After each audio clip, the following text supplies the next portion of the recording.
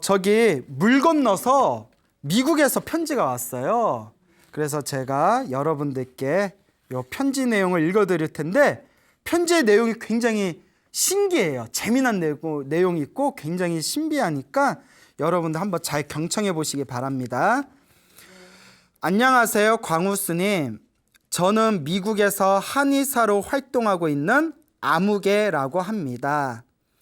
지인의 소개로 소나무를 아내와 함께 매일 인터넷으로 시청하고 있습니다. 소나무가 재미도 있지만 봇 짓는 공덕에 대해 새로 알게 되어 너무 감사히 생각하고 있습니다. 저는 예전에는 관세음보살 정근 기도와 온만이 밤매운 기도를 조금씩 했었습니다.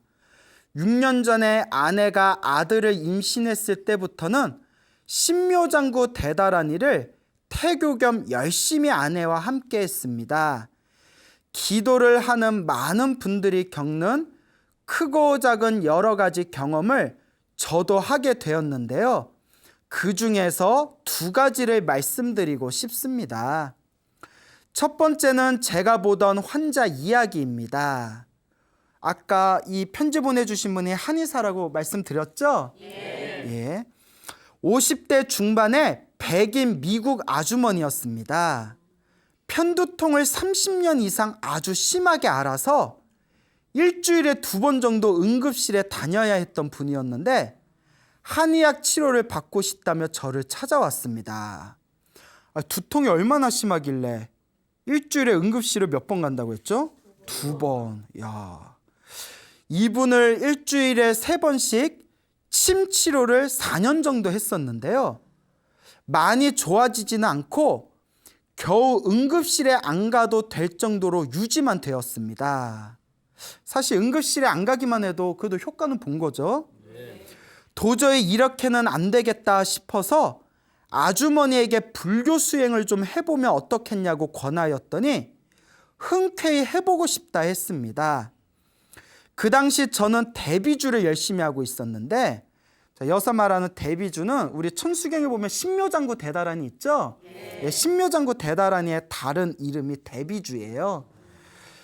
그 당시 저는 대비주를 열심히 하고 있었는데 불교를 모르는 아주머니한테 대비주를 권하기는 무리라 생각되었습니다. 그래서 제가 전에 했던 온만이 밤매운 기도를 알려드렸습니다. 아침에 눈 뜨면 저녁에 잘 때까지 온만이 밤매움을 찾으면 된다고 전해주었습니다. 아주머니가 1년 정도 열심히 하셨는데 편두통이 나아지질 않았습니다. 다만 좋아진 건 아주머니 마음이 많이 편해졌고 남편과 자식들과의 사이도 많이 좋아졌다 했습니다. 그러던 어느 날 아주머니는 남동생이 마약 문제로 많이 고생하고 있다며 괴로워했습니다. 그래서 괴로울 때는 절이 최고다 말해드렸고 해보기를 권하였습니다. 여러분 절 아시죠? 오체투지. 아주머니는 해보겠다 하셨는데 처음에는 108배를 도저히 못하겠다고 하셨습니다. 그래서 54배로 시작하시고 그것도 어려우면 하루에 나누어서 하면서 조금씩 늘려가면 된다 했습니다. 아주머니는 열심히 하셨고 한 달 뒤에는 108배를 충분히 할 수 있었습니다. 조금씩 늘려가 석 달 뒤쯤에는 300배 정도를 할 수 있었습니다. 그러던 중 아주머니 남동생이 마약을 먹고 자살을 했다는 소식을 들었습니다. 하여튼 그 미국은 마약 문제가 심하죠. 총기 사건이랑 마약 문제가 참 심하다고 들었습니다. 그 소식에 아주머니는 무척 고통스러워 하셨고 저는 절을 많이 하면 도움이 될 거라 말해드렸습니다. 그리고 500배를 시작하였습니다. 아주머니는 절을 하면 마음이 진정되고 고통스럽지 않아 열심히 하셨습니다. 그 얼마 안 되어 100일 동안 1000배 기도를 권해드렸습니다. 그가 하루에 1000배씩 100일 동안 하는 거예요. 처음에는 많이 놀라하셨지만 절의 효과를 경험한 상태여서 해보겠다 했습니다. 근데 여러분 아까 내용 보면 처음에 108배 하는 것도 너무 힘들다고 해서 54배씩 나눠서 하라고. 그런데 지금은 100일 동안 1000배를 해보겠다. 그러니까 하면 돼요. 그리고 1000배를 70일 정도 하셨을 때 마음이 편해진 것은 물론이요, 편두통도 싹 나았습니다. 그땐 저도 꿈에 대한 것을 잘 알지 못해 무슨 꿈을 꾸셨는지 물어보진 못했습니다. 그리고 100일 기도를 무사히 마치고는 한의원에는 다시 오지 않아도 되었습니다. 손님 떨어졌네. 웃자간 말이에요. 그러니까 그 편두통을 응급실 일주일에 2번 응급실 갈 정도로 편두통이 심했고, 한의원에서 4년 정도 침치료 받았을 때에도 응급실에 갈 정도는 아니었지만 더 이상의 효과는 없었다 됐잖아요. 근데 무엇을 해서 완전히 나았다? 절을 해가지고 완전히 낫게 되었다. 참 신비하지 않습니까? 이 첫 번째 이야기의 미국 아주머니께서 분명 관세음보살님의 가피를 받았다고 생각이 됩니다. 두 번째 이야기는 가피라고 하기에는 좀 모호하지만 이상한 경험을 하게 되어 말해 드리려 합니다. 여기서부터 좀 신비한 얘기가 나오거든요. 한번 잘 들어보세요. 저의 아버님이 요즘 몸이 많이 편찮으십니다. 어머님이 아버지 가는 길을 준비하셔야겠다면서 지장경 한글본을 인터넷에서 인쇄해달라고 하셨습니다. 그 지장경은 지장보살 본원경이라고 해서 지장보살의 가피, 그리고 인과 업보에 대한 이야기, 그리고 또 주된 내용이 영가천도에 대한 얘기가 나오거든요. 그래서 돌아가신 분을 좋은 곳으로 천도되는 그런 내용에 담긴 경전인데, 이제 아버님이 몸이 많이 편찮으시니까 어머님이 이제 아버지 가는 길을 미리 그 선업을 닦고 준비하려는 마음으로 지장경 기도를 하기 위해서 아들에게 지장경 한글본을 좀 찾아달라고 부탁을 한 내용이 되겠습니다. 어머님도 독실한 불자이시고 매일 사경을 하신 지가 오래되셨습니다. 인터넷을 찾아 지장경을 인쇄하고 나서 저도 한 번도 읽어보질 않았던지라 밤이 늦었지만 호기심에 읽어보았습니다. 지장경을 읽다 보니 신기한 이야기도 많이 있고 모르던 여러 가지 공덕에 대해서도 배우게 되어 너무 재미있게 쉬지 않고 읽어나갔습니다. 중간에 망자를 위해 지장경을 읽어주고 보시공덕을 지으면 7분의 1이 망자의 공덕으로 된다는 부분에서 문득 며칠 전에 사망한 사촌동생이 생각났습니다. 지장경을 다 읽은 후에 혹시나 하여 3개의 단체를 인터넷에 찾아서 기부를 했습니다. 밤 11시 34분에 한 곳, 11시 35분에 한 곳, 그리고 11시 38분에 한 곳, 총 3곳에 보시를 하고 아내와 함께 발언을 했습니다. 지장경을 읽은 공덕과 3곳에 보시한 공덕으로 사촌동생을 좋은 곳에 보내달라 발언을 하고 3배를 마치자마자 11시 40분에 갑자기 핸드폰에서 알람이 울렸습니다. 그러니까 지장경을 읽은 공덕과 3곳에 보시한 공덕으로 누가 좋은 곳에 보내달라? 사촌동생이 좋은 곳에 보내달라 했는데 딱 3배를 하고 나니까 11시 40분에 그 휴대폰에서 알림이 울렸다. 이런 내용이 되겠죠. 제가 운영하고 있는 한의원 감시 카메라에 무언가 잡히면 핸드폰 앱에서 경보가 울리게 해놨었습니다. 아내와 함께 깜짝 놀라 설마 이 시간에 도둑이 들었나 하고 감시 카메라에 저장된 동영상을 틀어보고 진짜 깜짝 놀랐습니다. 저도 동영상 보고 깜짝 놀랐어요. 테니스공 크기만한 빛이 벽에서 나와 청장으로 올라가 사라지는 것이었습니다. 시간이 찍힌 사진들과 동영상을 첨부하여 보내드립니다. 그래서 실제로 시간이 찍힌 그 사진하고 그 동영상하고 다 보내주셨어요. 주위 사람들에게도 보여줬지만 아무도 시원히 답을 못 내었습니다.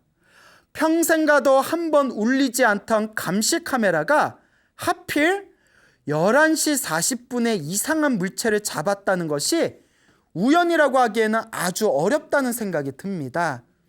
그리고 이 감시 카메라가 밤에는 불빛이 없어도 사물을 포착할 수 있는 적외선 카메라로 작동합니다.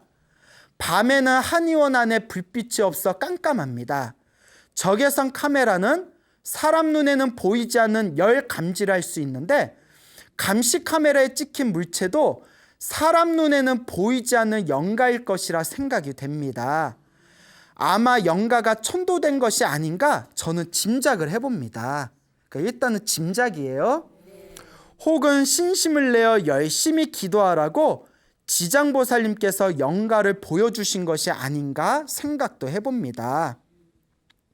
이날 이후로 저와 아내는 매일 지장경을 읽게 되었습니다.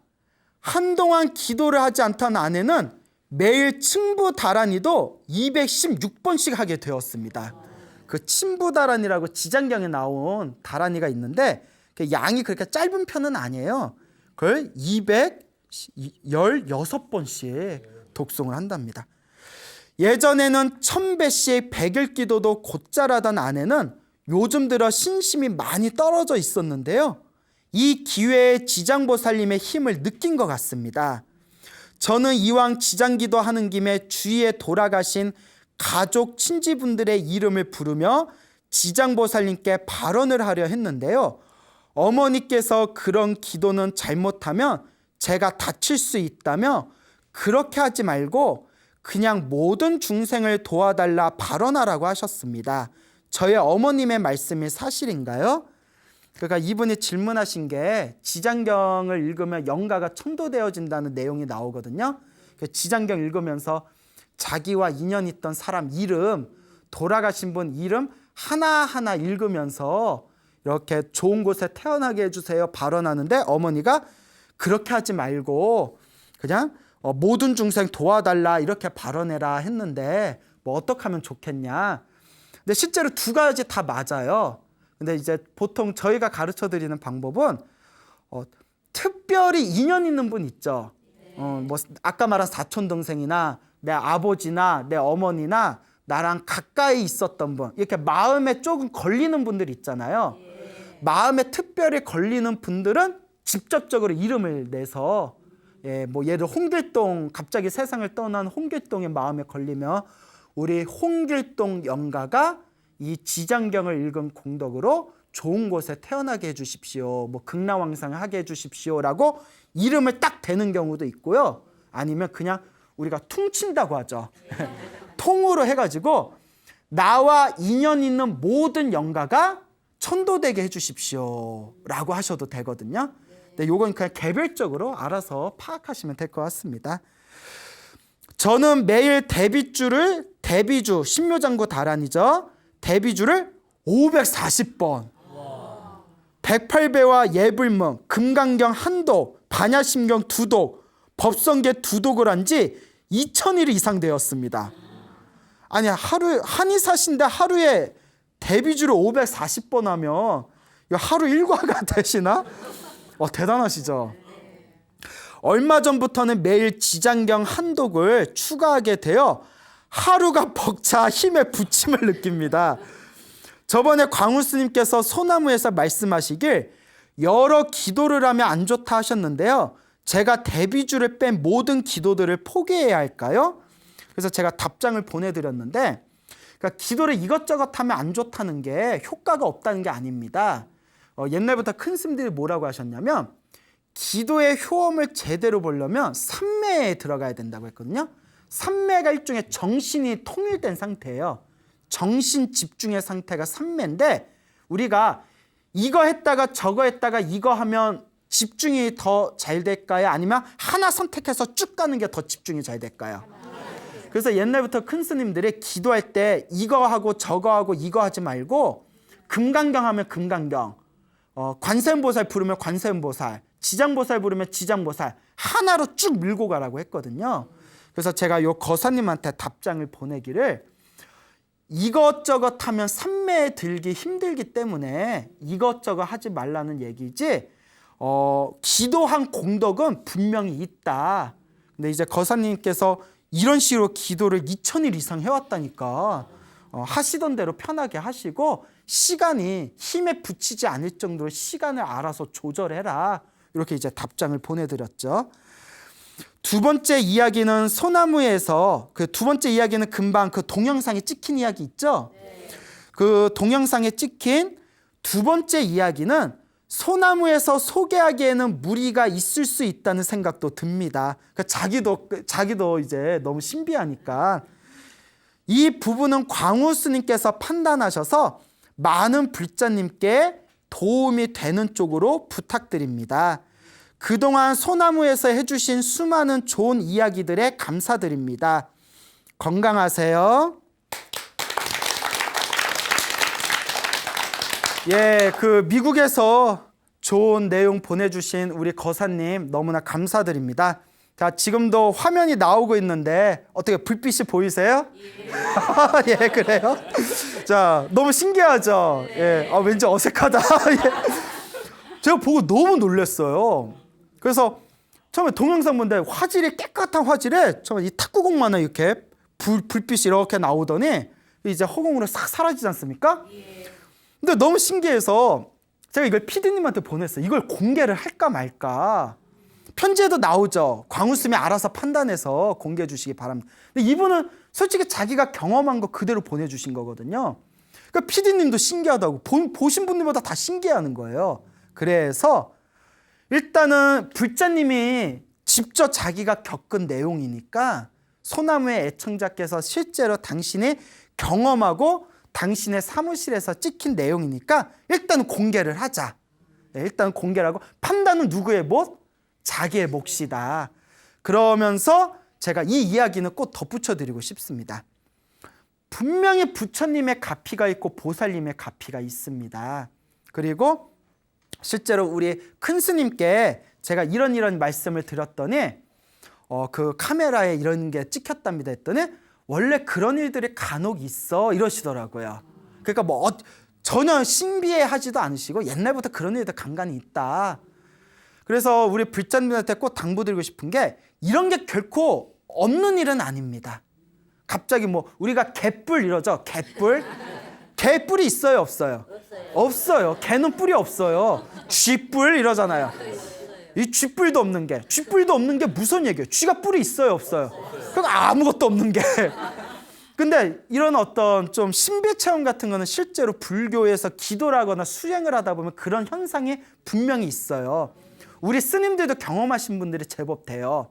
근데 불교의 매력이 뭐냐면 이런 현상이 일어나도 집착한다 집착하지 않는다. 그게 중요해요. 그게 무집착. 그게 중요합니다. 현상이 일어나는 거는 있다 없다. 있어요. 있는 일이에요. 하지만 집착한다 집착하지 않는다? 집착하지 않는다. 그래서 우리 대한불교 조계종의 불자들이 가장 좋아하는 경전이라는 금강경에 보면 내 눈앞에 펼쳐진 모든 현상이 실제로 현상이 아님을 실제로 우리가 고집하거나 집착할 게 없음을 똑바로 꿰뚫어보라 라는 내용들이 펼쳐지거든요. 그렇기 때문에 내 앞에 펼쳐진 이 모든 신비스러운 체험들을 집착하지 않는 마음으로 바라보는 게 중요합니다. 실제로 충분히 있을 수 있는 일이다. 빛이 나타날 수도 있고 기도하다 보면 관세음보살이나 지장보살이 실제로 나타나서 잘한다 이렇게 머리를 쓰다듬어 줄 수도 있고 실제로 제 아시는 스님은 참 한창 이게 기도 이렇게 참선을 하시는데 정신을 차려보니까 허공에서 실제로 저 친한 스님이 말씀해 주신 거예요. 허공에서 자기 몸을 보고 있더래요. 유체이탈이죠.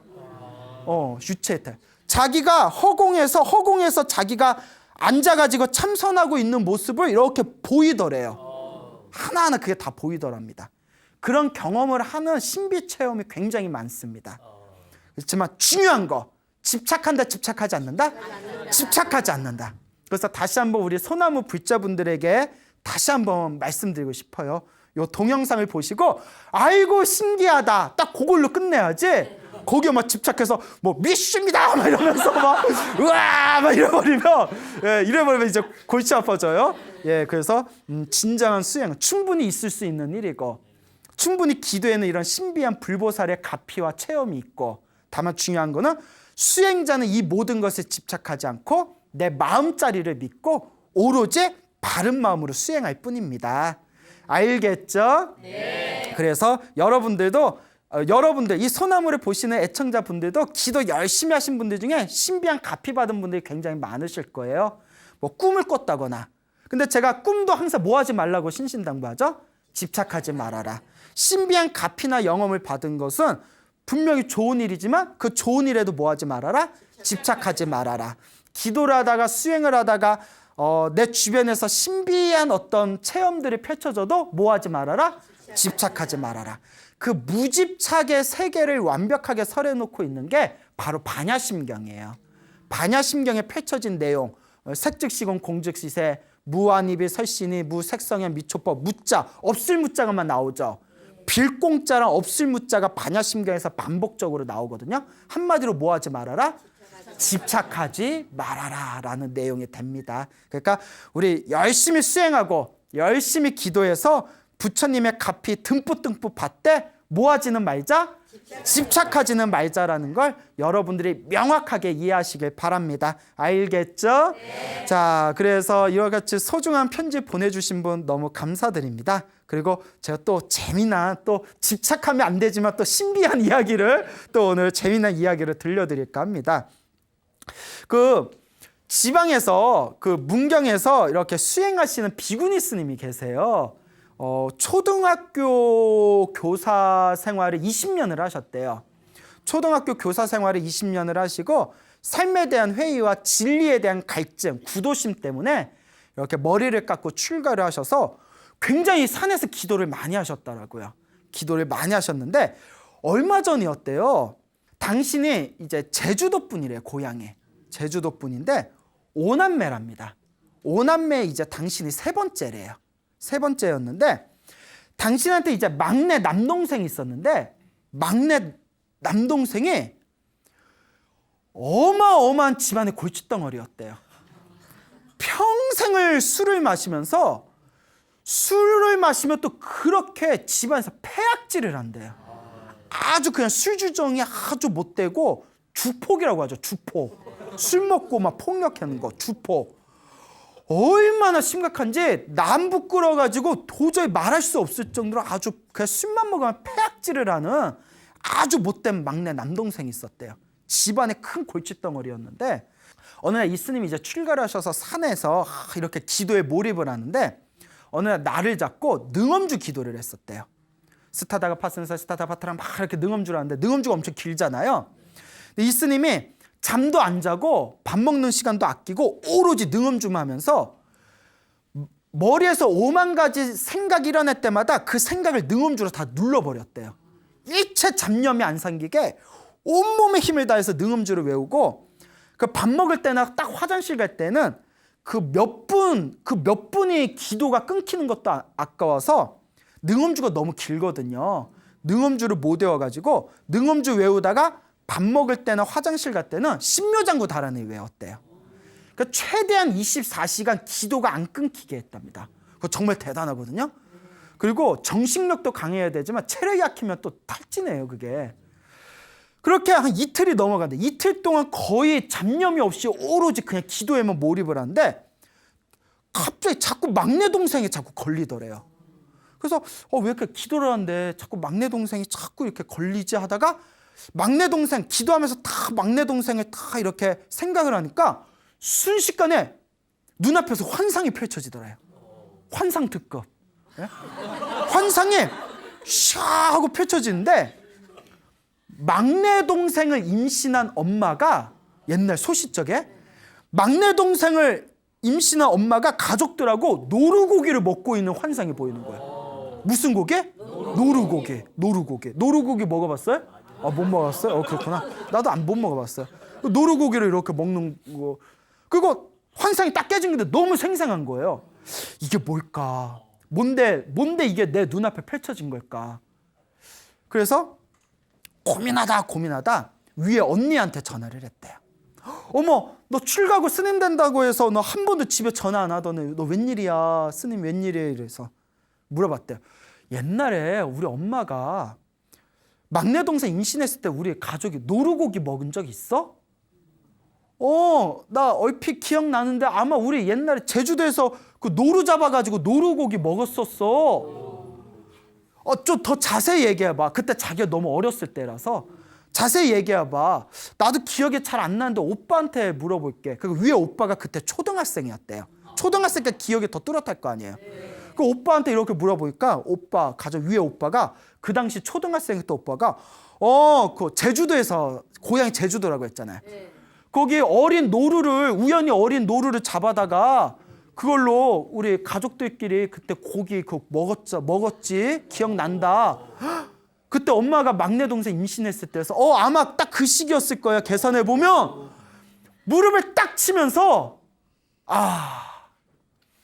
어린 노루가 잡혀가지고 그걸 우리가 잡아먹어서 그 원한에 맺힌 노루가 태어나지 않은 막내 동생한테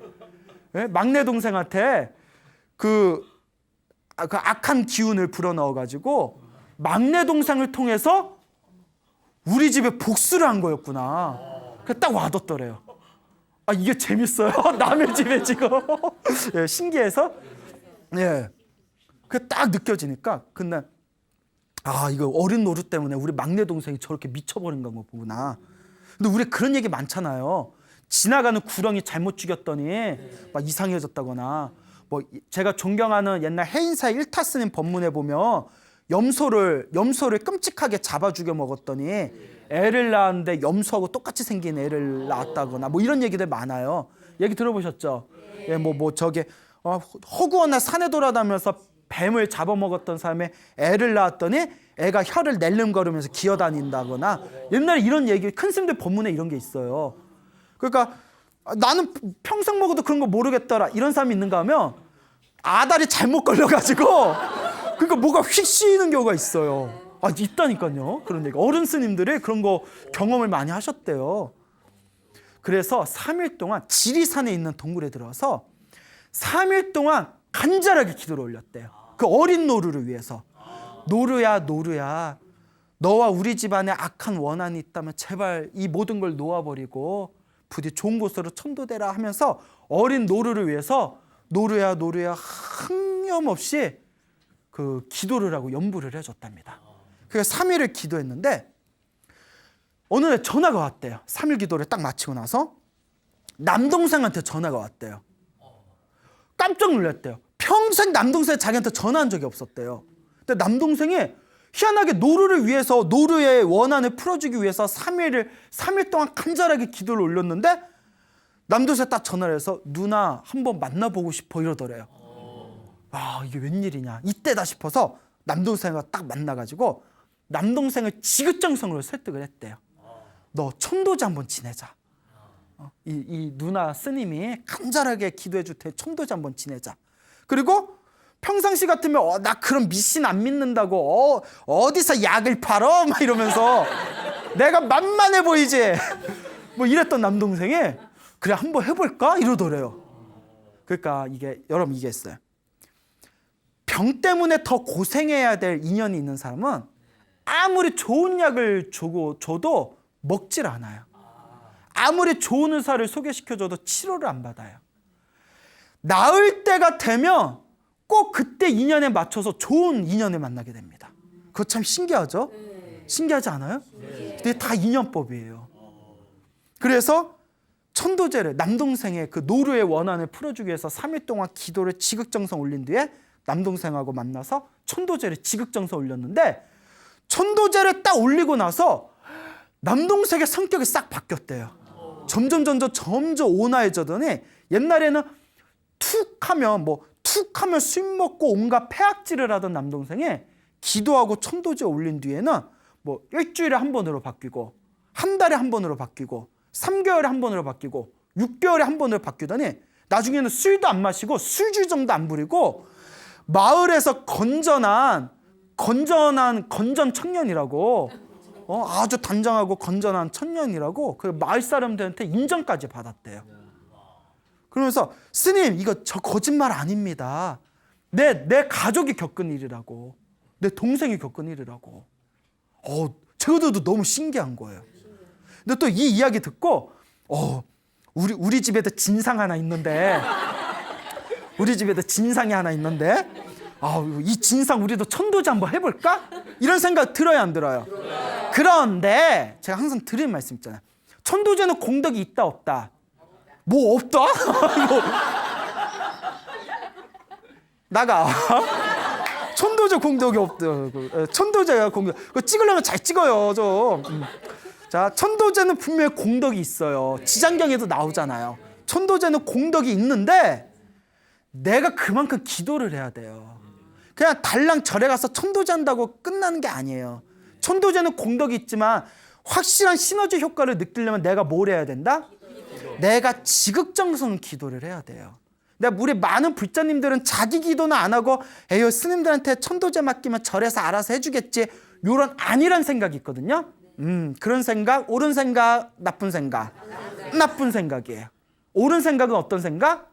내가 직접 기도하고 내 숙제를 푸는 마음으로, 그런 마음으로 천도제를 지내고 기도를 해야 되는 겁니다. 꼭 명심하시기 바랍니다. 또 그러니까 저는 이제 자꾸 시간이 갈수록 우리 소나무가 전국에 있는 불자님들한테 영향력이 많아지다 보니까 말 한마디 한마디가 이제 조심스러워져요. 제가 이렇게 천도제 얘기만 딱 끝내버리면 또 사람들이 그 뭐 천도제 지내면 우리 집 진상도 진상도 좋아지는 거야? 뭐 이렇게 되면 천도제 지낸다고 될 일이 아니라 내 기도를 해야 된다. 내 기도로 풀어야 된다. 그 비구니 스님도 미친 듯이 기도해가지고 그 환상도 보신 거고 그렇잖아요. 그리고 동생 불러서 천도제 올 기도도 3일 동안 노루의 원한이 풀어지기를 간절히 기도하고 또 남동생 만나서 천도제 올린 거잖아요.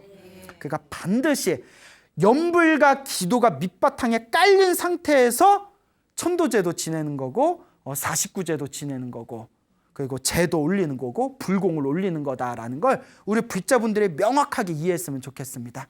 알겠죠? 네. 절대 나의 숙제를 안일하게 떠넘기지 말아라.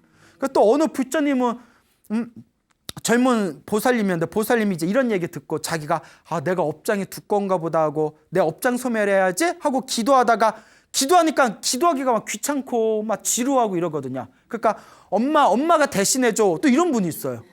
엄마 나 사랑해? 우리 딸 사랑하지? 오늘부터 나를 위해서 금강경 12도씩 읽어줘. 막 이러버리면 엄마가 금강경 12도 읽으면 얼마나 죽어나겠어요. 힘들지. 이런 안일한 생각 된다 안 된다? 자기 기도는 누가 풀어야 된다? 자기가 풀어야 된다. 예. 그래서 저도 말씀드리지만 제 속가 아버지가 스님이라고 했잖아요. 예, 저 아버지께서 이제 저를 낳고 출가를 하셨는데 그러니까 참 부모님을 잘 만났죠. 저도 이제 우리 아버지 스님한테 나 좀 기도 좀 해달라고 하면 항상 하신 말씀이 있어요. 네 기도는 네가 혀. 네 거는 네가 혀. 그러세요 진짜. 근데 예전에 그 말이 왜냐면 우리 신도들 사이에서 예전에 저의 아버지 스님이 천수경 신묘장구 기도를 열심히 하실 때 기도빨 잘 된다는 소문이 있었을 때였거든요. 그러면 내 기도도 좀 해주시지. 이런 마음이 이제 있는데 네 기도는 네가 해 뭐요? 이러면 약간 서운한 마음이 있어요 없어요? 있죠. 근데 나중에 그 말이 정답이더라고요. 내 숙제는 누가 풀어야 된다? 내가 풀어야 된다. 그래서 항상 내 기도는 내가 하고 내 숙제는 내가 풀고 내 비준 누가 풀어야 된다? 내가 풀어야 된다라는 걸 명심하시기 바랍니다. 근데 간혹 불자님들이 이런 질문하세요. 스님, 가족들이 아무도 기도를 안 해서 제가 남편을 위해서 기도하고 자식을 위해서 기도했는데 그래도 효과가 좀 있습니까? 있을까요? 없을까요? 안 하는 것보다는 있어요. 안 하는 것보다는. 예를 들어 노루고기를 먹었고 그 원한이 쉬어서 말썽을 부른 것도 막내 동생이었잖아요. 근데 스님으로 출가한 누나가 간절하게 기도해서 그걸 풀어줬잖아요. 그러니까 남을 위해서 기도해도 효과가 없는 건 아닙니다. 근데 가장 FM에 가까운 정답은 결국 내 기도는 누가 해야 된다? 내가 해야 된다라는 원칙은 명확하게 세우시길 바랍니다. 자, 그래서 이 비구니 스님이 굉장히 재미난 얘기를 해주시면서 또 이 방생에 대한 아주 또 재미난 얘기를 해주시더라고요. 방생 아시죠? 그러니까 죽어가는 걸 풀어주고 살려주는 걸 방생이라고 하는데 예전에도 가장 나쁜 업보가 살생업보라고 했어요. 가장 나쁜 업보가 무슨 업보다? 살생의 업보. 살아있는 걸 죽이는 업보가 가장 무섭대요. 그리고 복 짓는 것 중에서 가장 훌륭한 복 짓는 방법이 방생공덕이라는 얘기가 있어요. 네, 그래서 죽어가는 걸 이렇게 풀어주고 살려주는 방생공덕이 가장 크다라는 가르침이 있는데, 근데 방생도 지혜롭게 해야 돼요. 그래서 소나무토에서 저도 방생 이야기 많이 했었죠. 예, 기억나요? 딴 데서 오신 분도 계시네. 예. 그래서 이 방생공덕에 대한 이야기를 소나무에서도 많이 해드렸는데, 요 스님께서 이제 머리를 깎고 출가하셔가지고 산에 가서 산에서 이렇게 오두막, 초가상가 오두막 같은 데에서 힘들게 기도 정진을 하시다가 한 5년 정도, 5, 6년 정도 지난 뒤에 그 문경에 있는 어디 산에 이렇게 집을, 조그만 집을 하나 짓게 되었대요. 집을 하나, 빚을 안 지고 집을 짓게 되었는데, 수도가 없어가지고 안반을 깨가지고 수도를 뚫었는데 마이너스 통장 1,000만 원이나 했대요. 마이너스 통장. 그 뚫고 이런 게 돈이 많이 드나 봐요. 그러니까 1,000만 원을 빚진 거잖아요. 1,000만 원을 빚진데 자기하고 같이 살려고 옆에다 같이 집 지어서 같이 기도하려고 마음먹은 보살님이 있었대요. 근데 보살님이, 스님, 저도 이제 스님 옆에서 같이 기도하고 수행할 건데 저 도시에 아파트가 하나 있는데 요 아파트만 팔리면 제가 스님 요거 수도비 제가 다 갚아드릴게요. 어차피 저도 금을 써야 되는데 제가 공짜로 마실 수는 없잖아요. 쌤, 요 아파트만 팔리면 제가 도와드릴게요 하는데 팔려 안 팔려? 안 팔려요. 여기 보살님이 아파트만 팔리면 그 마이너스 1,000만 원 그걸 이제 갚아주겠다 하니까 이 보살님이 그 얘기를 듣고 스님께서 새벽 예불을 하시면서 새벽 기도 올리면서 항상 새벽 기도 끝나면 우리 아무개 보살님 아파트 좀 팔리게 해주세요. 아파트 좀 팔리게 해주세요. 아파트 이렇게 항상 이제 기도를 올렸답니다. 그래서 이제 아파트 좀 팔리게 해주세요 하는데 안 팔리더래요. 어느 날 요 스님께서 여기 장을 보러, 지장제일 때문에 과일 사러 장을 보러 갔는데, 장을 갔는데 오일장 있잖아요. 오일장에 저서 왱왱왱 소리가 나더래요. 뭔가 하고 갔더니 벌집 통 있죠. 벌통. 배추망에 있는 벌집 통에 뭐 수천 마리의 그 벌들이 작은 거 통에 하나, 큰 통에 하나 있더래요. 이거 뭐 어디에 쓰려고 파시는 거예요? 이러니까 그 벌통을 파는 분이 이거 술 담가 먹어요 이러더라고요. 살아있는 채 술 담가 먹어요? 예, 살아있는 채 술 담가 먹어요. 그 말 듣고 가슴이 찢어지는 줄 알았대요. 너무 불쌍해가지고 이걸 어떻게 우리 같으면 그래요? 저걸 어떻게 술 담가 먹나? 이럴 텐데 그분은 발걸음이 안 떨어지더래.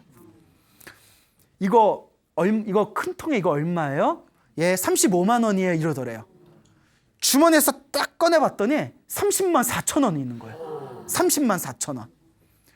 그러니까 그 아주머니가, 스님 뭐 하시게, 이거 뭐 하시게, 드시게요? 그러니까 스님이, 아니요, 방생하려고요. 그러니까 그 보살님도 착해.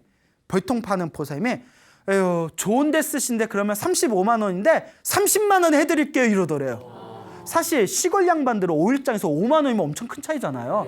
그러니까 그분도 착한 분이에요. 그래서 35만 원을 전 재산 30만 4천 원에서 30만 원 주고 큰 벌통을 사왔대요.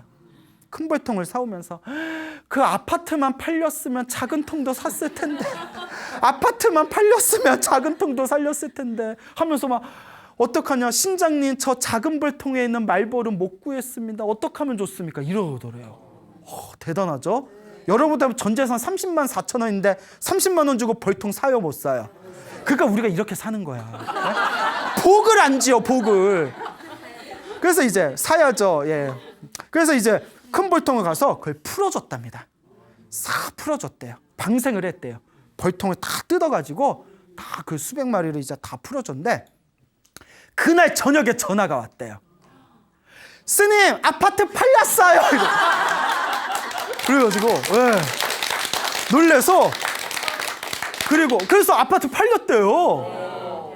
하늘도 놀라고 땅도 놀라고 스님도 놀라고 저게 말벌에 왱왱왱 거리면서 놀라고. 네? 그러다가 한 달 후에 꿈을 꿨는데, 꿈에서 길을 가다가 자기가 벌통을 툭 건드렸는데 벌통에서 말벌 수백 마리가 나와서 자기 몸을 막 쏘는 꿈을 꿨대요. 자기 몸을 막. 깜짝 놀라서 꿈에서 깼는데 그 말벌에 수백 마리에 쏘이는 꿈을 꿨는데 내가 이 꿈을 왜 꿨을까 하고 마음에 짚히는 데가 있어서 큰 병원에 가서 검사를 받아봤더니 놀라지 마세요. 이 스님이 항상 가슴이 두근거리고 답답한 심장 질환이 있었어요. 의사가 심장병이 나았다고. 예. 그래서 지금 가슴 편안하대요. 저한테 집자해 주신 얘기예요. 차 마시면서. 예. 그래서 이와 같은 가피를 통해서 요 스님께서 광우 스님 방생공덕이 정말 있습니다. 자비심이 이렇게 대단한 힘을 발휘합니다. 제가 가피 받았습니다. 이러던 거야. 근데 여러분 또 지금 이거 소나무 수많은 애청자분들이 요 방생 얘기 들으면 자 오늘 내일 방생 가러 가자 이럴 수도 있는데 방생은 지혜롭게 해야 돼요. 어떻게 해야 된다? 지혜롭게. 내가 가장 충격받은 게 뭐냐면 미꾸라지를 사서 바다에 방생한 사람이 있대. 이건 미친 거야. 이건 진짜 미친 거예요. 이거 무슨 생각이에요? 예? 그래서 두 번 죽이는 거야. 세상에 미꾸라지를 바다에다 방생을 왜 해? 아 이거 웃을 일이 아니에요. 그리고 민물장어를 바다에다가 왜 방생하냐고요. 무슨 말인지 알겠죠? 그리고 한강에다 제발 베스 풀지 마세요. 토종으로 다 죽어나요. 그러니까 여러분 요 방송을 보시는 분들한테 꼭 당부드리고 싶습니다. 방생은 공덕이 있다 없다? 반드시 있습니다. 단 지혜롭게 해야 된다. 어떻게 해야 된다? 지혜롭게 방생해야 공덕을 받습니다. 만약에 방생 열심히 했는데도 저는 아무런 효과 없었어요 하는 분들은 내가 지혜롭게 방생했는지 올바르게 방생했는지 한번 스스로 비춰보시길 바랍니다. 여러분 이와 같이 기도와 선업공덕의 이 방생의 공덕은 엄연히 반드시 있다는 것을 명심하시길 바라고 항상 지혜롭게 기도하시고 기도해서 갚이 받아도 절대 집착하지 마시고 그리고 방생을 하더라도 선업공덕을 짓더라도 지혜롭게 지어야 된다는 걸 제발 꼭 머릿속에 각인하시길 바랍니다. 여러분 행복해지고 싶습니까? 네. 행복한 삶을 창조하고 싶습니까? 네. 복을 지으십시오. 선업을 지으십시오. 공덕을 쌓으십시오. 복과 선업과 공덕의 힘이 여러분들을 진정한 행복의 길로 이끌어 줄 것입니다. 오늘 여기서 마치겠습니다. 소중한 나 무한 행복.